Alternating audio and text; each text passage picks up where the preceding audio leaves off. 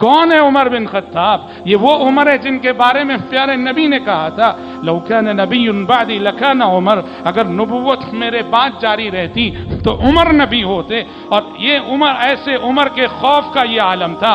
حذیفہ بن یمان سے آہستہ سے پوچھتے ہیں، آپ کو معلوم ہے حذیفہ بن یمان رازدار رسول تھے، صاحب السر تھے، پیارے نبی نے انہیں راز بتائے تھے۔ پیارے نبی نے حذیفہ بن یمان کو منافقین کون ہے وہ بتایا تھا، جو بات کہ آپ نے عام صحابہ کو نہیں بتائی تھی۔ حذیفہ بن یمان جانتے تھے کہ منافق کون کون ہے۔ عمر بن خطاب حذیفہ کے پاس جاتے ہیں، جا کر آہستہ سے پوچھتے ہیں، کہا کہ حذیفہ ذرا یہ بتاؤ منافقین کی جو فہرست اللہ کے نبی نے تمہیں بتائی ہے، کہیں اس فہرست میں عمر کا نام تو نہیں ہے؟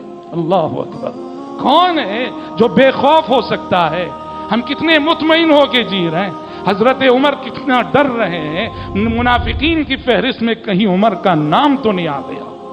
اور اس احساس سے خوف سے جینے کے باوجود حضرت عمر کا احساس ذمہ داری تو آپ سب کو معلوم ہے، خلافت کی ذمہ داری نبھائی تو کیسے نبھائی؟ اللہ اکبر! کیسا انصاف کیا! آج تک دنیا ان کے انصاف کی مثال دے رہی ہے، قیامت کی صبح تک ان کے انصاف کی مثال دی جاتی رہے گی۔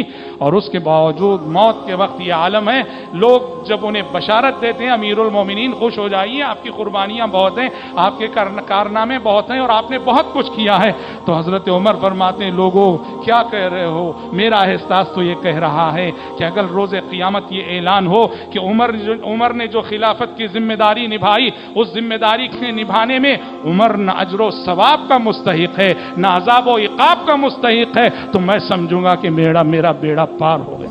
تو واللہ لا لی ولا علی، یہ وہ لوگ ہیں جن کے دل زندہ تھے، جن کے دل ایمان سے معمور تھے، جن کے ضمیر ہر آن اور ہر لمحہ زندہ تھے، جن کے دل خوف الہی سے معمور تھے، اور ان کا یہ خوف ان صورتوں میں ظاہر ہوا کرتا تھا۔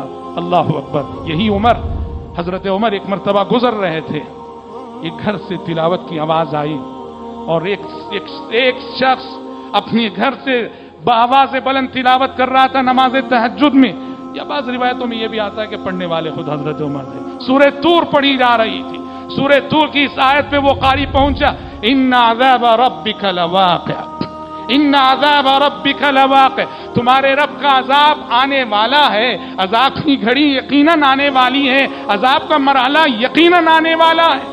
اس آیت کا اتنا اثر لیا حضرت عمر نے، کھڑے ہو کر روتے رہے اور اتنا اثر قبول کیا، اس دن بیمار پڑ گئے، اور بیمار پڑے تو 1 مہینہ تک بیمار رہے، لوگ عیادت کرتے رہے حضرت عمر بن خطاب رضی اللہ عنہ۔ کہاں ہیں ہم لوگ ان سب نمونوں سے؟ کہاں ہیں ہم خوف کے اس معیار سے؟ کہاں ہیں ہم خوف کے اس درجے سے؟